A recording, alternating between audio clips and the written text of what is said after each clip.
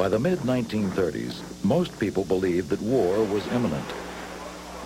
Nearly all attempts to avoid confrontation or claim neutrality would be fruitless.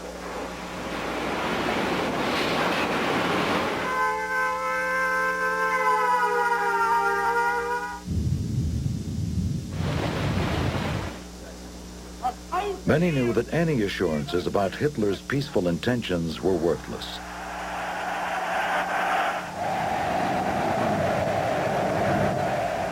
Hitler clearly had military ambitions. Europe was preparing for war. With the headlines came fear. With fear came the inevitable response. For Sweden, the defense of its neutrality required mobilizing the entire population. Recruiting centers sprang up across the country.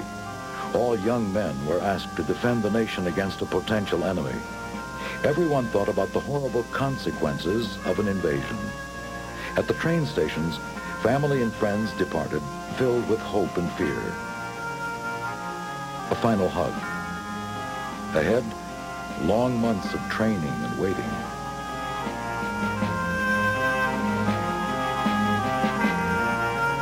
In Sweden, preparing for war was seen as arming for peace.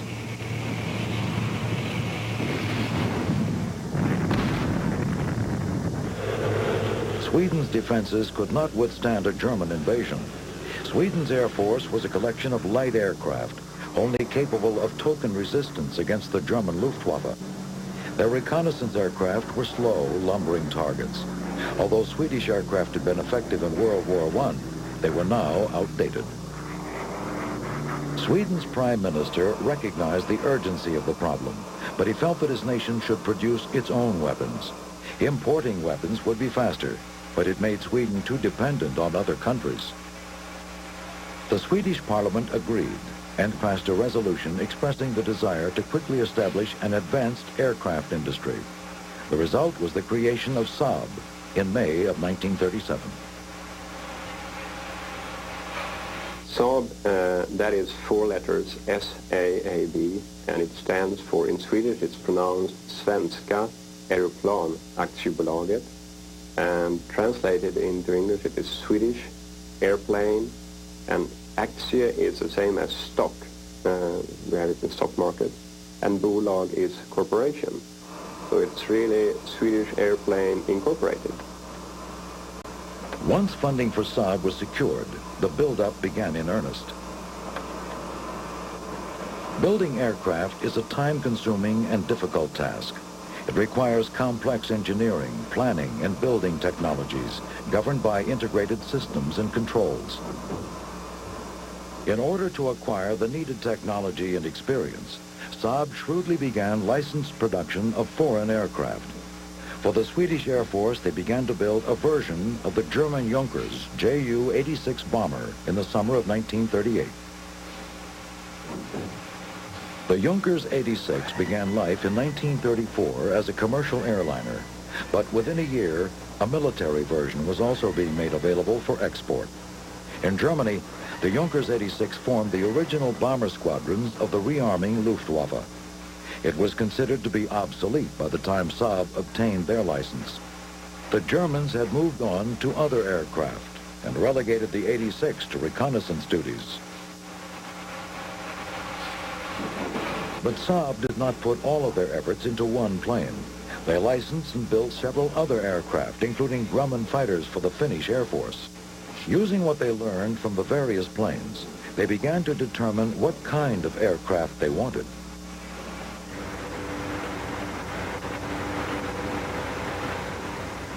Soon the Saab engineers, assisted by American aircraft technicians, began to design, build, and test an all-Swedish airplane. The new plane was known as the Saab 17. It was a single-engine, two-seater that could either be configured as a dive bomber, a vertical bomber, or a reconnaissance aircraft, depending on the engine. It was the first Swedish plane to be built completely out of metal.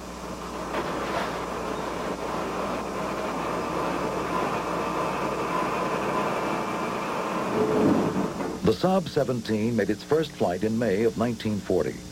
325 would be built in the next 4 years. It remained in service into the 1950s.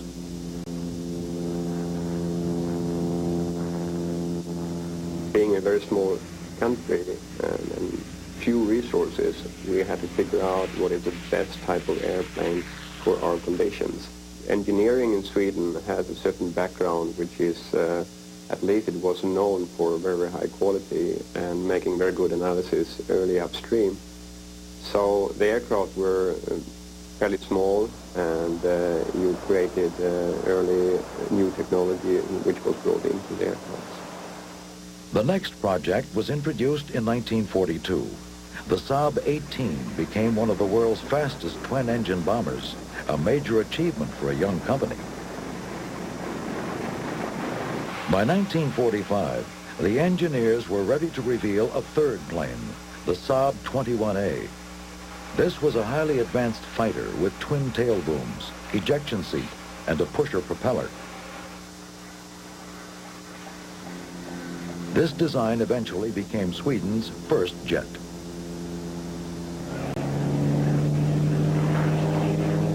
But its first flight was a bit shaky.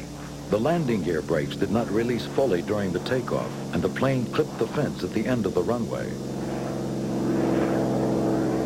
Fortunately, the pilot completed the takeoff, but he collapsed the main gear upon landing. Saab had come a long way in a short time, but management was worried about how the company would land after the war. At the end of the war, Saab realized the market for military aircraft would shrink, and commercial aircraft production would not provide enough jobs. One possible solution: build cars. When the World War II ended and the demand went down, it was necessary to look for some other product for that area, for that specific area. And the plant was there, and a natural thing was really to look for maybe just cars, because that's another way of transportation.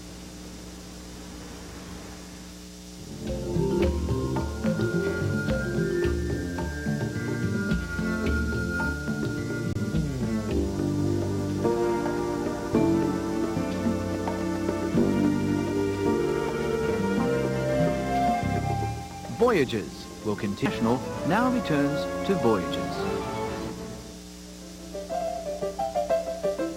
After World War II, automobiles were once again a common sight all over Sweden. Rural towns were growing, and Sweden was expanding its road system. Manufacturers were pressured to build new cars. Saab managers began to believe that car production could be profitable, but they wondered what kind of car to build.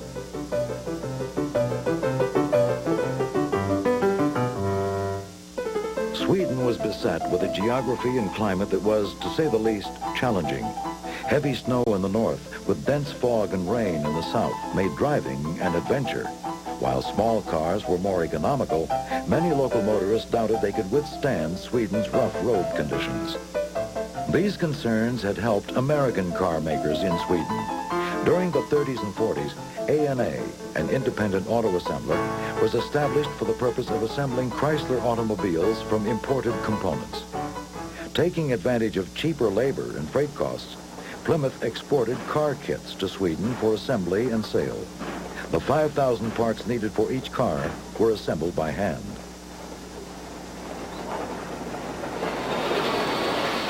Post-war Europe was impoverished. There was a high demand for steel to rebuild the continent. Any project that required large amounts of steel was subject to delays and shortages.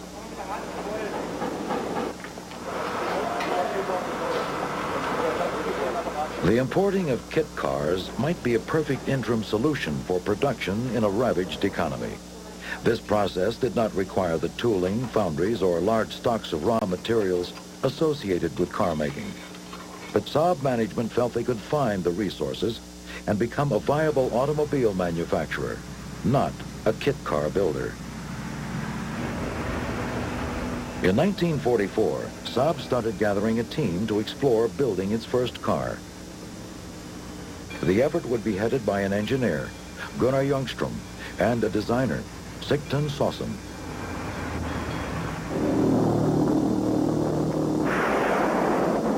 During World War II, a German V-1 rocket crashed in Sweden after an erratic test flight over the Baltic Sea. Saasen produced detailed drawings of the recovered rocket's engines. His sketches of the V-1 parts were flown to England for analysis by British ballistic experts. His ability to combine the understanding of engineering with the talents of an artist was a rare gift. It helped Saasen easily translate concepts into reality at a reasonable cost. As a design engineer, he was a genius. He and Gunnar Ljungström, a wing designer, were chosen to create Saab's first automobile. Ljungström was well educated, and he came from a family of inventors and engineers. He had worked on several automotive component designs prior to the war. Many consider him to be the father of the Saab automobiles. Gunnar Ljungström is definitely the father of Saab cars, and he was from the very beginning. Well, he's coming from the Ljungström family, which is a very well-known engineering family. They engineered turbines, ships, and then now airplanes, and then cars. The aerodynamic designs made it obvious that the first car came from an aircraft manufacturer. As Saasen's pen yielded the final design, Gunnar Ljungström began to decide on its components. Sigmund Saasen was the designer, or creating the exterior of the car, and he was really the visionary in terms of the visible things, while Gunnar Ljungström was a visionary of the more invisible things. It took less than 6 months to build the prototype, even without modern production resources. The components were hammered into shape by a 70-year-old panel beater over oak dollies. Materials were scarce. The design team scoured local scrapyards for parts. The prototype was fitted with a pre-war German two-stroke engine and front-wheel drive. But the simple and inexpensive two-stroke engine would later become a millstone around Ljungström's neck. On February 27, 1947, Saab's board of directors approved the decision to proceed. A new car was born.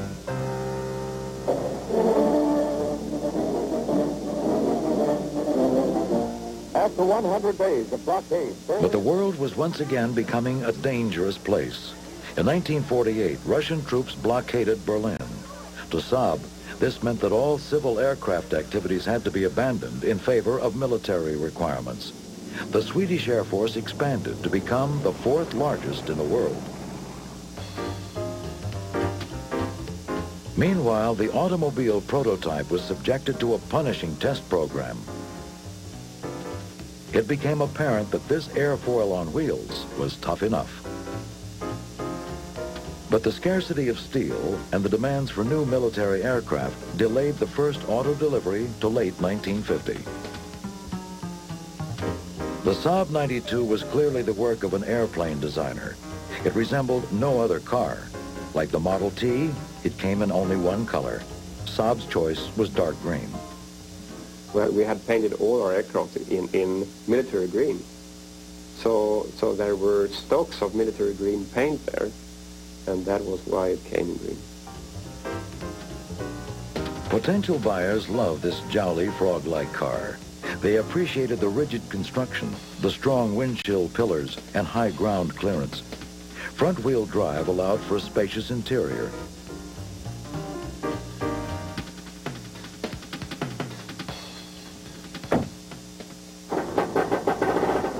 But the 25 horsepower two-stroke two-cylinder engine would eventually be a liability. Like all two-stroke engines, it emitted more unburned gases than four-stroke models. Eventually, the public's demand for more advanced engines would kill the two-stroke. As the Cold War grew hot in places like Korea, Saab couldn't keep pace with the public's demand for its car. Thwarted buyers spread rumors that Saab was putting all its efforts into making a new jet fighter, the Saab 29, nicknamed the Flying Barrel. As aircraft production intensified, some observers claimed that Saab would soon abandon car production.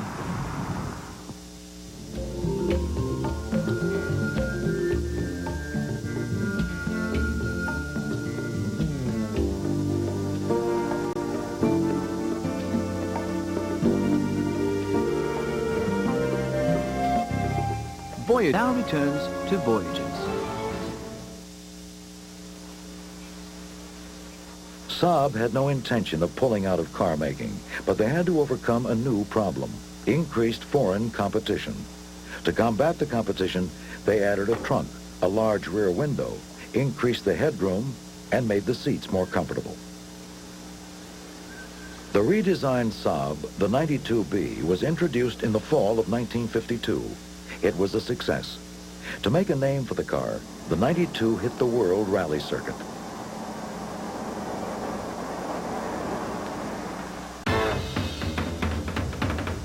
Rally activities provided the perfect environment for engineers to test their concepts. The car's early successes showed the world that Saab was as advertised, tough and reliable. Saab's aviation efforts were also getting noticed. In 1955, the Saab 29 Flying Barrel achieved a world speed record of 1,000 kilometers, or 621 miles per hour. Sweden saw the need to increase the funding for supersonic research, but this decision still allowed for new investment in car production.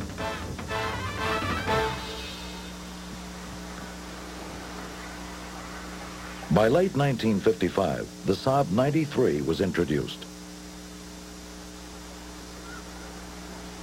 Although it sported a restyled front end, the real story was the smoother running, more powerful three-cylinder engine, which now delivered 33 horsepower. It was still a two-stroke engine, and like all two-strokes, had to have a combination of gas and oil.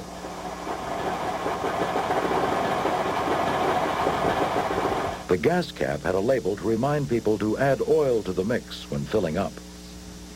Two-stroke engines were really not that common in that period, and people that were used to conventional cars, they were filling just fuel, but our car had to have a combination of oil and fuel, and we had to highlight this, and of course it is necessary to highlight it when you start to fill the fuel.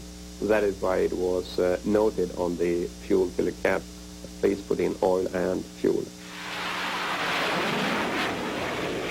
Saab began to discover the powers of advertising as marketing experts set their sights on America.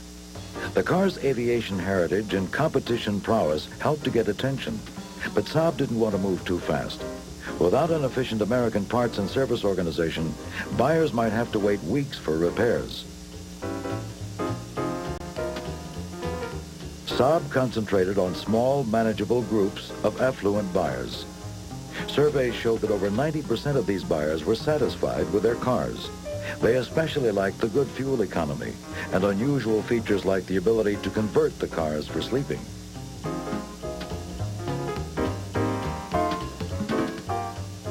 We didn't have the motels and hotels as you have here spread out over the country. So you had, like its name, you had to have your house with you. So that was why it was created as a house, living house. So you could move wherever you liked, and you just parked the car and you slept in it. While many mainstream Americans didn't like the two-stroke engines, Saab's rally reputation helped to create excitement and demand. In 1956, Saab entered 3 cars in the Great American Mountain Rally and made a clean sweep.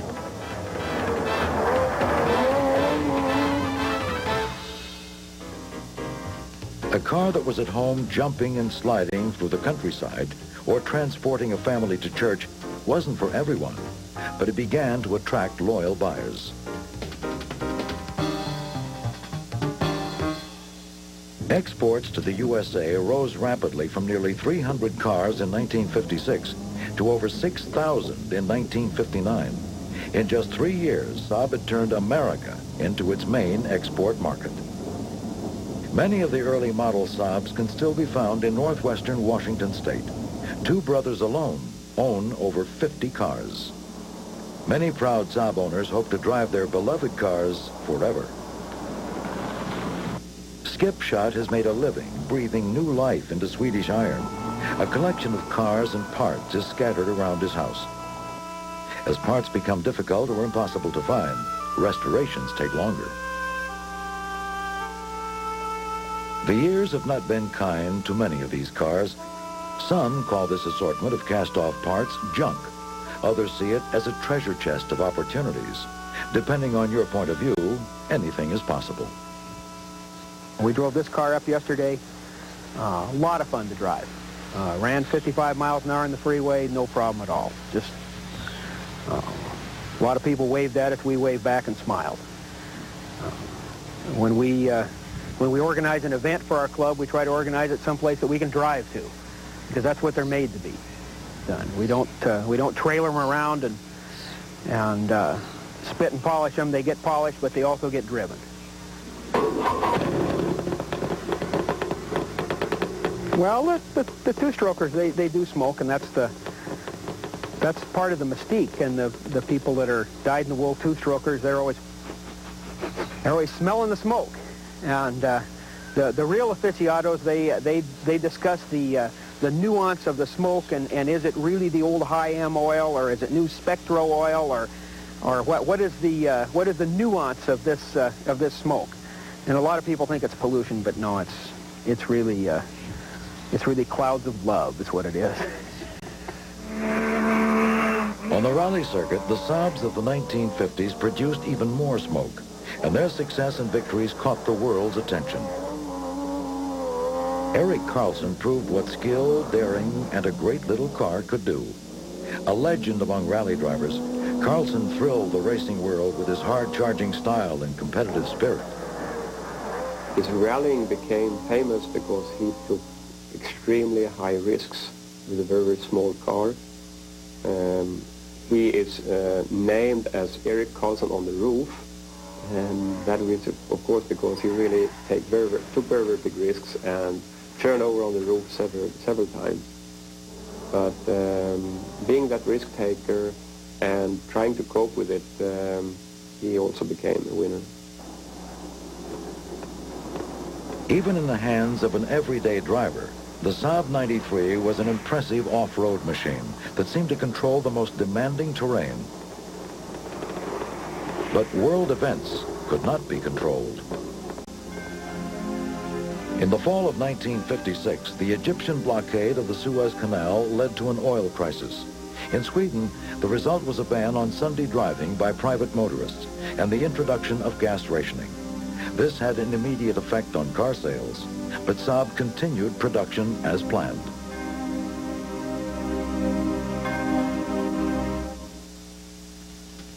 By the late spring of 1957, the crisis was over and the oil was flowing again. And Saab was gearing up to introduce a new model. A two-door estate model, or station wagon, the Saab 95 was finally offered in 1959. Its utility was obvious. Performance-minded buyers were thrilled with the new 4-speed transmission. In 1960, after 10 years of car making, Saab unveiled its 4th new model to the press.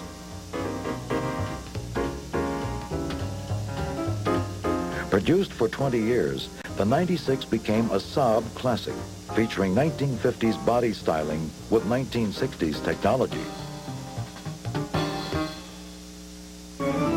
Voyages will continue in a moment. International now returns to Voyages. In its first year, the 96 increased Saab's Swedish sales nearly 45%. Many features were soon included, such as a remote hood release, a bigger 841cc 3-cylinder engine, upgraded double-system brakes,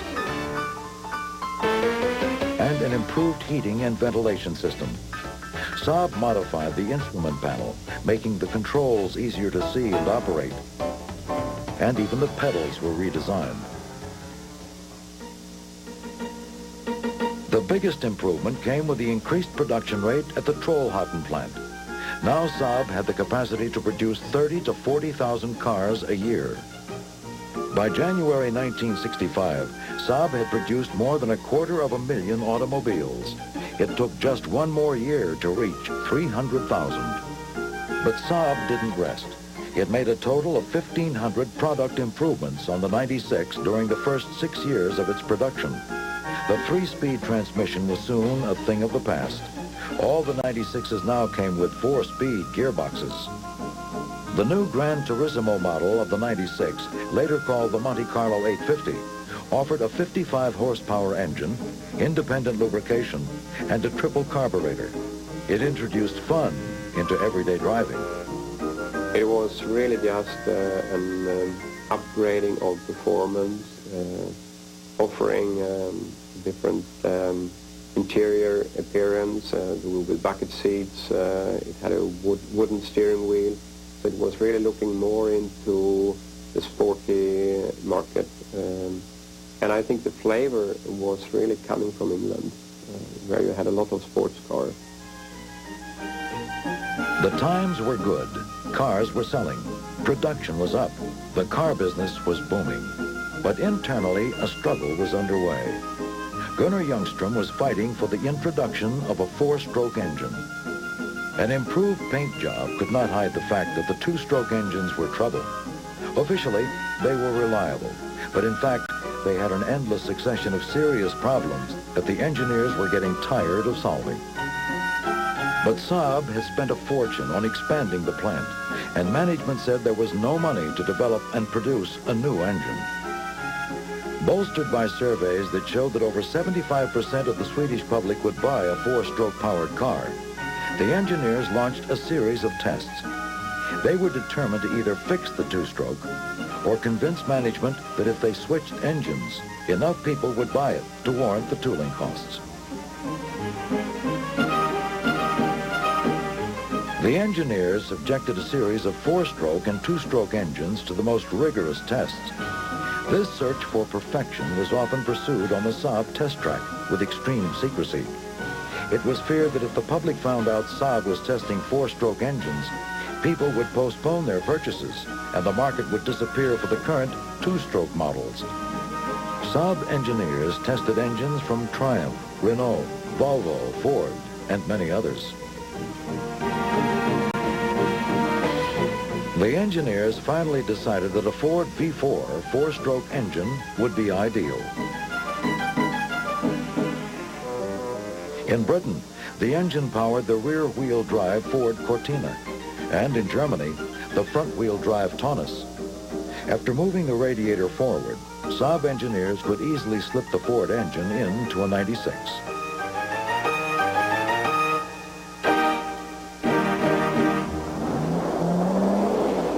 While engine testing continued, the 96 became a rally machine. Saab was able to engineer an amazing 86 horsepower from the tiny 2-stroke engines, but the cars were still difficult to control and drive. Engine development had reached its limit. Erik Karlsson had become a company hero as he won honors as a world-class aggressive driver. Starting in 1961, Karlsson won the British RAC Rally 3 times in a row. He also triumphed at the Monte Carlo Rally in 1962 and 1963. Karlsson made it look easy and fun. But the Saab 96 would be no match against the new 200 horsepower machines that Ford, Porsche, and Fiat were about to introduce.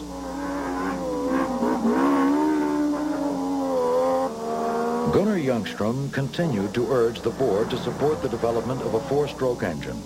Ironically, competition success hindered his attempt to modernize the engine. Management reasoned it must be fine if it's winning. By 1964, Saab was the only company defending the technology. Being unconventional was now a handicap. Sales were falling. Management finally got the message.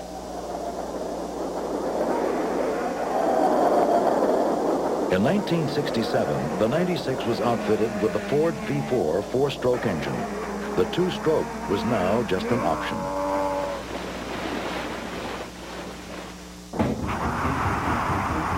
As the rest of the world enjoyed the euphoria of the late 60s, America was quickly becoming overtaken by Vietnam. This conflict would extend into the mid-70s, bringing with it a new generation of cars and a new generation of buyers. Even though Sweden escaped the turmoil of Vietnam, the Swedish Ministry of Defense ordered 175 of Saab's 37 Viggen aircraft in 1968. While defense sales were important, autos weren't ignored, especially the growing American market. But Saab would have to change to expand in that important market. The Saab Sonnet, a 1956 prototype, provided the designers with the inspiration to build a low-slung, sporty model. Principally for the American market, the Sonnet was reborn in 1967. In Swedish, Sonnet means how nice, how neat. This nice and neat car quickly became Saab's test bed for new technologies. It's now one of the most valued Saabs ever produced.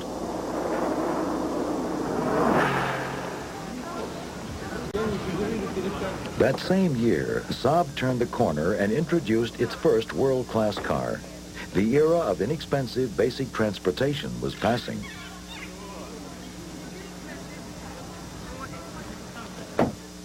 Sigtensausen created a car with a long nose and a short rear deck.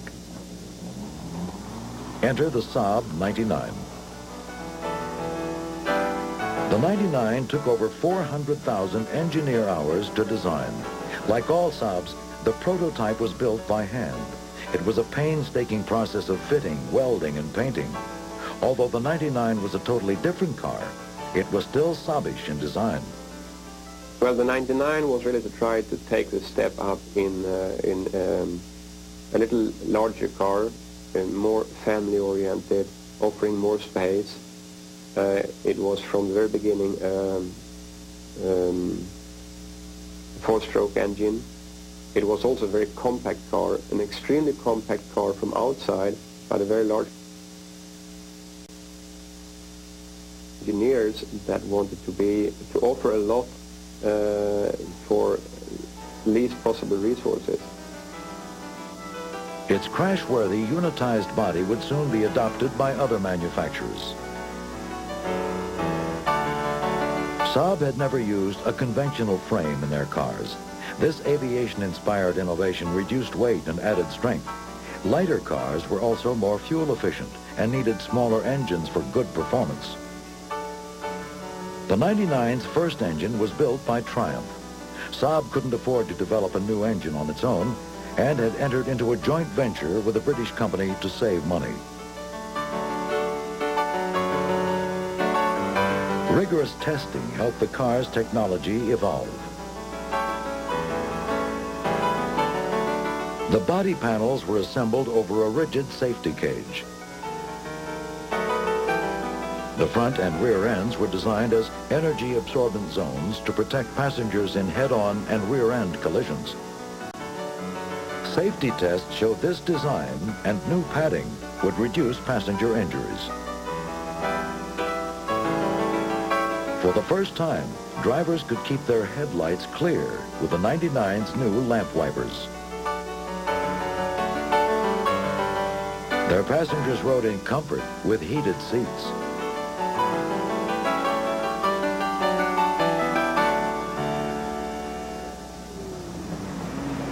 Saab had not tried to make a modern status symbol.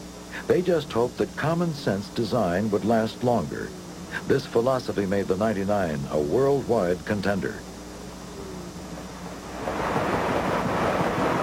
Once again, rally racing beckoned Saab. But during the 70s, developments were affected by the oil crisis.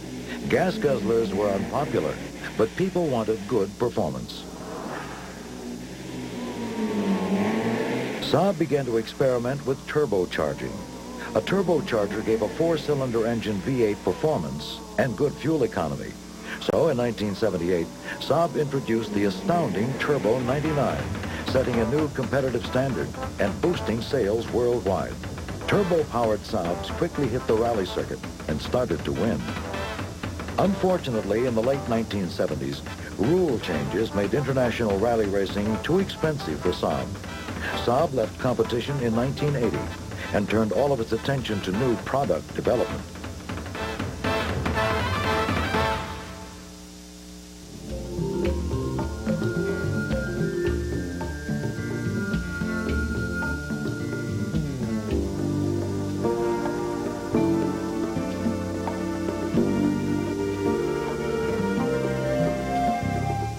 Voyages will continue in History Channel International now returns to Voyages. The 1980s brought an evolution to Saab's aircraft and automobile production. Computer-aided design, robotics, and composite materials set new world standards for excellence. Software produced hardware, and data became king. Saab was now on the leading edge of manufacturing technology. The first vehicle to be designed with this new generation of technology was the aerodynamic Saab 900. It represented a truly modern Saab.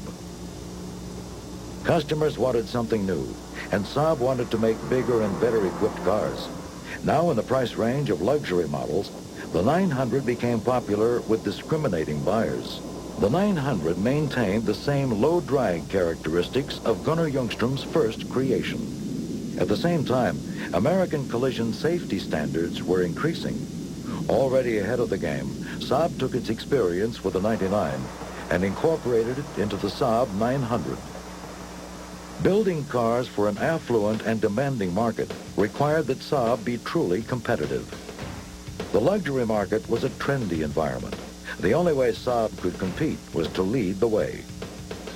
By using independent suspension, coil springs, and four-wheel disc brakes, Saab engineers were striving to perfect the art of driving comfort and safety.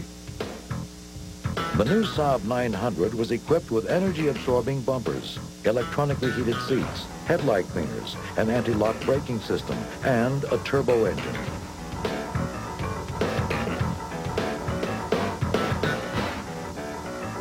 One thing that hadn't changed was the use of front-wheel drive.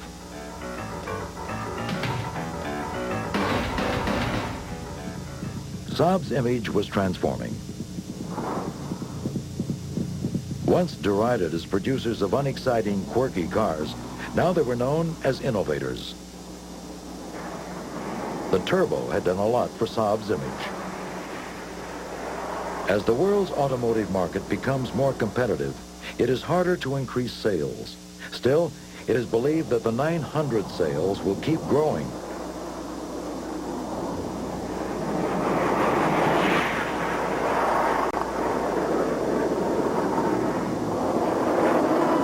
The convertible cabriolet will always be remembered as the most successful 900 ever introduced. Originally launched in 1986 for the American market, over 27,000 were sold that first year. After producing the 900 for the near luxury segment, Saab was at work on a new model. Unveiled in 1984, the new Saab 9000 offered all the safety and performance and fuel economy modern testing could provide. The public safety concerns and the energy crisis of the 70s had called for new designs and new thinking, essentially a new design philosophy. The 9000 answered that need. Driven to produce its safest car to date, Saab once again took extreme measures to ensure that this car would prove to be one of the finest in the world.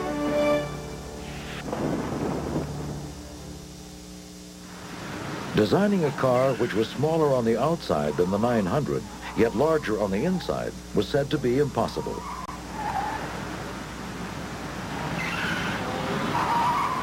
With the use of computer modeling and the philosophy of elegant simplicity, the impossible was achieved.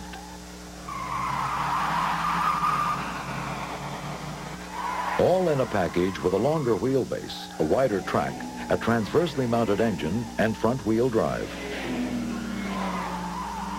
This combination ensured that the engine occupied the smallest possible space, maximizing the room available for the occupants and their luggage. Externally smaller than the 900, the 9000 was the biggest car the company had ever built, and the press loved it.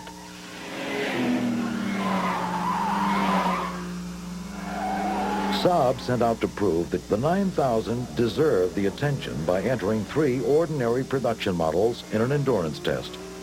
Performed under the supervision of NASCAR at the Alabama International Motor Speedway in Talladega, the long run was conducted in October of 1986. After 20 days of all-out driving, Each car totaled 100,000 kilometers, or 62,000 miles, equal to 2.5 circuits around the world, with the best average speed of 132 miles per hour. The celebration didn't last very long. Profit margins were shrinking, production costs were up, and there were strong new competitors. Saab, like many of the smaller manufacturers, recognized that surviving in the future would be a precarious balancing act. New production technology made car production so flexible that the big manufacturers would soon be able to produce low-volume cars and be profitable. But the small producers like Saab were under attack. So the natural way to progress was let's look and see if we can associate ourselves with some of these large guys. It was their only way that they saw they could continue to be a successful and profitable company. We early understood that it was necessary for Saab to have partnership with some of the big car manufacturers, because the development for the future is very costly. You need to have huge resources, and we understood that we couldn't move into the future by ourselves. In order to stay in the automobile business, Saab went shopping for a partner. At the same time, General Motors was trying to solve its own problems. As the European market heated up, GM desired access to a European luxury model. Their German car, the Opel, wasn't accepted. They wanted an established luxury brand because they had tried for several years to elevate the Opel products into those segments in Europe, and they were unsuccessful in doing that. Again, it's brand positioning. The Opel is positioned as a volume car in the European, and the luxury buyer just would not accept that as a real entry into those segments. GM began to look seriously at Saab. Saab was not a luxury car per se, but it was a near luxury car, and an association with Saab could solve some of GM's other problems. In the early 1990s, the European market was really starting to grow. General Motors was very tight for capacity, and Saab had excess capacity. So it also provided them some capacity for some of the GM products. By March of 1990, Saab and General Motors were ready to announce the beginning of their joint venture. Saab lovers hoped merging the two corporate cultures would provide the resources for a continuation of Saab's unique blend of technology and performance. Investors hoped the arrangement would make Saab and GM more competitive. The response to the introduction of the revamped 900 in 1994 indicates that both camps will be pleased. In the end, the consumer has the last word. They like what they see. Sales are up, and there are plans for an updated 9000 and some other completely new models. To be successful, we have to grow. For the next couple of years, our outlook is in the area of 100,000 to 120,000 cars. We think by the end of this decade, we have to be producing 150, and in the post-2000 period, we have to be producing more than 200,000 cars a year. To do that will mean two things. Number one, a broadened product line. A lot of feasibility studies, a lot of market research going on today as to what type of markets should we be looking at, what type of market segments we should be looking at, and then secondly, what markets should we be in. The glory days probably are not over. Deeply rooted in its past, sharing ideas and technologies, always looking for new solutions, Saab's heritage is unique in the auto world.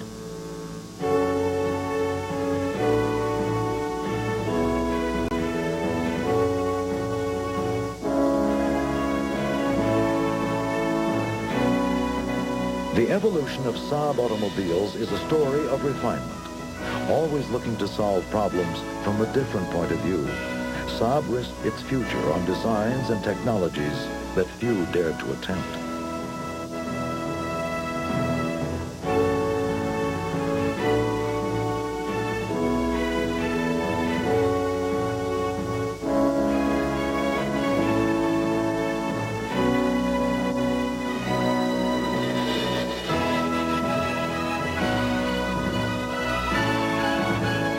smoking two-stroke engines to screaming turbos, Saab chose to break with tradition and fly against the wind.